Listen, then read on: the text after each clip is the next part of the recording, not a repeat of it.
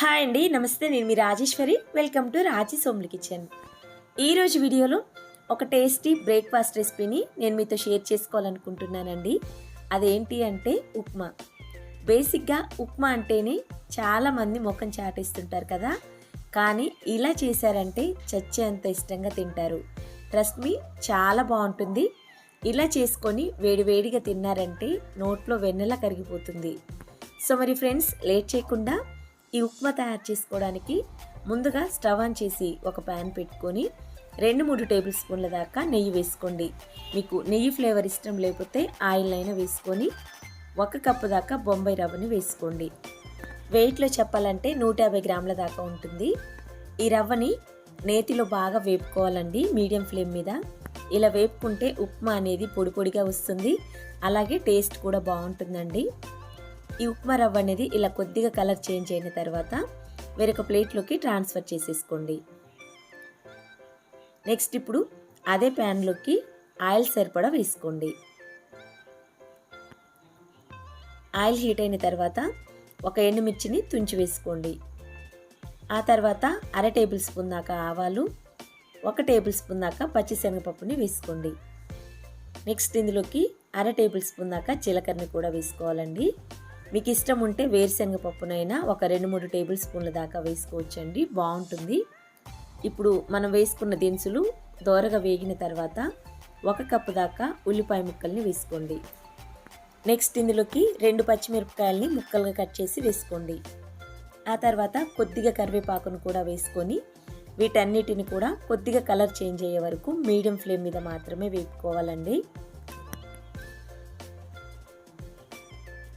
చూడండి, ఉల్లిపాయ ముక్కలు కూడా ఇలా కొద్దిగా కలర్ మారిన తర్వాత నెక్స్ట్ ఇందులోకి ఒక పెద్దవి బాగా పండిన టమాటాలని ఇలా ముక్కలుగా కట్ చేసి వేసుకొని ఈ టమాటా ముక్కలన్నీ కూడా మెత్తబడే వరకు ఫ్రై చేసుకోండి.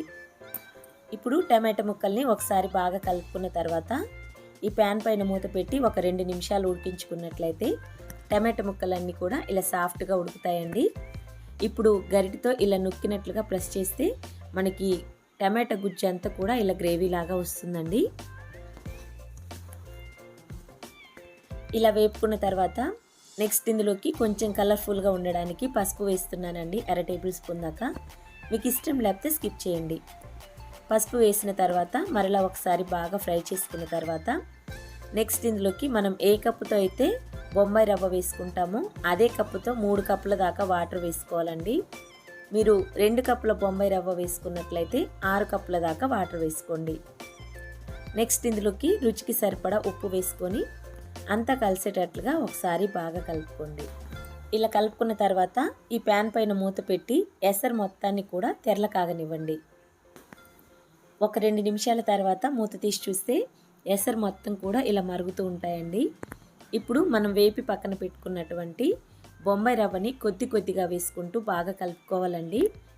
ఈ రవ్వ అనేది మొత్తం ఒకేసారి వేసేస్తే గడ్డలు కడుతుందండి. కొద్దిగా వేసుకుంటూ బాగా కలుపుకున్నట్లయితే మనకి ఉప్మా అనేది చక్కగా ఇలా వస్తుందండి. ఉప్మా రవ్వ వేసిన తర్వాత నాన్ స్టాప్గా ఉప్మాని కలుపుతూనే ఉండాలండి, స్టవ్ ఆపేసేంత వరకు. లేదంటే ఉప్మా అనేది గడ్డలు కట్టేస్తుంది అనమాట. చూడండి, ఉప్మా అంతా కూడా ఇలా చక్కగా ఉడికిన తర్వాత ఫైనల్గా సన్నగా కట్ చేసిన కొత్తిమీర తరుగు వేస్తున్నానండి. ఇది ఆప్షనల్ మాత్రమే. కొత్తిమీర తరుగు వేసిన తర్వాత అంతా కలిసేలాగా ఒకసారి బాగా కలుపుకొని స్టవ్ ఆఫ్ చేసుకున్నట్లయితే ఎంతో టేస్టీగా ఉండి వేడివేడిగా ఉప్మా తయారైందండి. ఈ ఉప్మాలోకి నేనైతే పల్లి చట్నీ చేశానండి. మన ఛానల్లో చాలా రకాల చట్నీ రెసిపీస్ ఉన్నాయి, వాటి లింకుని డిస్క్రిప్షన్లో ఇస్తాను. మీకు ఇంట్రెస్ట్ ఉంటే ఒకసారి చెక్ చేయండి. చూడండి, ఇలా చేసుకున్న ఉప్మాని మార్నింగ్ బ్రేక్ఫాస్ట్ లాగైనా తీసుకోవచ్చు, లేదంటే నైట్ డిన్నర్ లాగా తీసుకోవచ్చండి. సో మరి ఫ్రెండ్స్, వీడియో నచ్చితే లైక్ చేసి మన ఛానల్ని సబ్స్క్రైబ్ చేసుకొని ఈ వీడియోని మీ ఫ్రెండ్స్కి రిలేటివ్స్కి షేర్ చేయండి. Thank you for watching.